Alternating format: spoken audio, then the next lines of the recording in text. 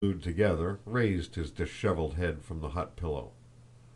"Why, is it late?" "Late? It's nearly 10 o'clock," answered Natásha's voice.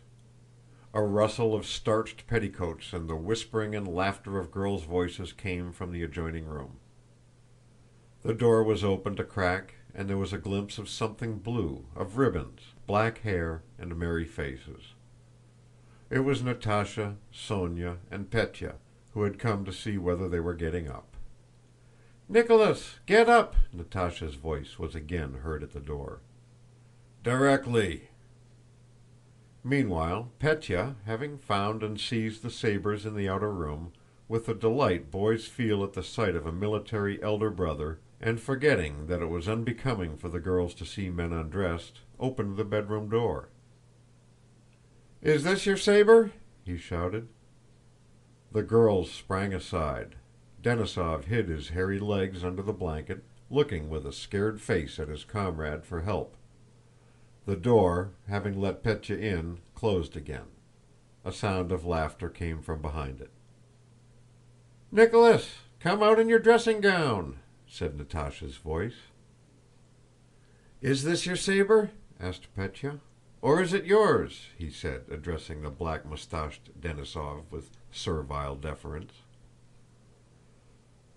Rostóv hurriedly put something on his feet, drew on his dressing gown, and went out. Natásha had put on one spurred boot and was just getting her foot into the other.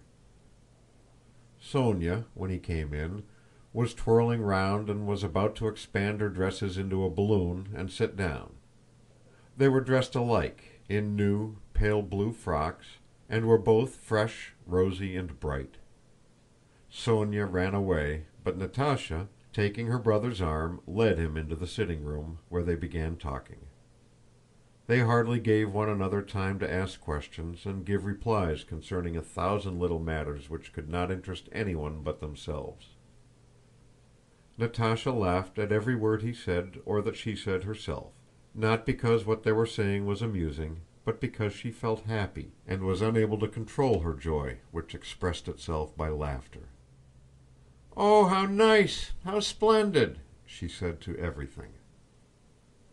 Rostóv felt that under the influence of the warm rays of love, that childlike smile which had not once appeared on his face since he left home, now for the first time after 18 months again brightened his soul and his face. "No, but listen," she said. "Now you are quite a man, aren't you? I'm awfully glad you're my brother." She touched his mustache. "I want to know what you men are like. Are you the same as we? No?" "Why did Sónya run away?" asked Rostóv. "Ah, yes, that's a whole long story. How are you going to speak to her? Thou or you?" "As may happen," said Rostóv. "No, call her you, please. I'll tell you all about it some other time. No, I'll tell you now. You know Sónya's my dearest friend, such a friend that I burned my arm for her sake. Look here." She pulled up her muslin sleeve and showed him a red scar on her long, slender, delicate arm, high above the elbow at that part that is covered even by a ball dress. "I burned this to prove my love for her. I just heated a ruler in the fire and pressed it there." Sitting on the sofa with the little cushions on its arms, in what used to be his old schoolroom, and looking into Natásha's wildly bright eyes, Rostóv re-entered that world of home and childhood which had no meaning for anyone else, but gave him some of the best joys of his life. And the burning of an arm with a ruler as a proof of love did not seem to him senseless. He understood and was not surprised at all. "Well, and is that all?" he asked. "We are such friends, such friends! All that ruler business was just nonsense, but we are friends forever. She, if she loves anyone, does it for life, but I don't understand that. I forget quickly." "Well, what then?" "Well, she loves me and you like that." Natásha suddenly flushed. "Why, you remember before you went away? well, she says you are to forget all that. She says, 'I shall love him always, but let him be free.' Isn't that lovely and noble? Yes, very noble, isn't it?" asked Natásha, so seriously and excitedly that it was evident that what she was now saying she had talked of before, with tears. Rostóv became thoughtful. "I never go back on my word," he said.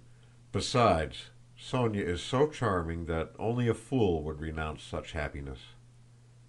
"No, no!" cried Natásha.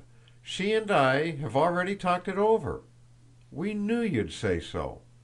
But it won't do, because, you see, if you say that, if you consider yourself bound by your promise, it will seem as if she had not meant it seriously. It makes it as if you were marrying her because you must, and that wouldn't do at all." Rostóv saw that it had been well considered by them. Sónya had already struck him by her beauty on the preceding day. Today, when he had caught a glimpse of her, she seemed still more lovely. She was a charming girl of 16, evidently passionately in love with him, he did not doubt that for an instant. Why should he not love her now, and even marry her, Rostóv thought, but just now there were so many other pleasures and interests before him. "Yes, they have taken a wise decision," he thought. "I must remain free." "Well then, that's excellent," said he. "We'll talk it over later on. Oh, how glad I am to have you! Well, and are you still true to Borís?" he continued. "Oh, what nonsense!" cried Natásha, laughing. "I don't think about him or anyone else, and I don't want anything of the kind." "Dear me! Then what are you up to now?" "Now?" repeated Natásha, and a happy smile lit up her face. "Have you seen Duport?" "No." "Not seen Duport, the famous dancer? Well then, you won't understand. That's what I'm up to." Curving her arms, Natásha held out her skirts as dancers do, ran back a few steps, turned, cut a caper, brought her little feet sharply together, and made some steps on the very tips of her toes. "See, I'm standing, see?" she said, but could not maintain herself on her toes any longer. "So that's what I'm up to. I'll never marry anyone but will be a dancer. Only don't tell anyone." Rostóv laughed so loud and merrily that Denísov, in his bedroom, felt envious and Natásha could not help joining in. "No, but don't you think it's nice?" she kept repeating. "Nice! And so you no longer wish to marry Borís?" Natásha flared up. "I don't want to marry anyone, and I'll tell him so when I see him." "Dear me!" said Rostóv. "But that's all rubbish," Natásha chattered on. "And is Denísov nice?" she asked. "Yes, indeed." "Oh, well then, good-bye. Go and dress. Is he very terrible, Denísov?" "Why terrible?" asked Nicholas. "No, Váska is a splendid fellow." "You call him Váska? That's funny. And is he very nice?" "Very." "Well then, be quick. We'll all have breakfast together." And Natásha rose and went out of the room on tiptoe, like a ballet dancer, but smiling as only happy girls of 15 can smile. When Rostóv met Sónya in the drawing room he reddened. He did not know how to behave with her. The evening before, in the first happy moment of meeting, they had kissed each other, but today they felt it could not be done. He felt that everybody, including his mother and sisters, was looking inquiringly at him and watching to see how he would behave with her. He kissed her hand and addressed her not as thou but as you, Sónya. But their eyes met and said thou, and exchanged tender kisses. Her looks asked him to forgive her for having dared, by Natásha's intermediacy, to remind him of his promise, and then thanked him for his love. His looks thanked her for offering him his freedom, and told her that one way or another he would never cease to love her, for that would be impossible. "How strange it is," said Véra, selecting a moment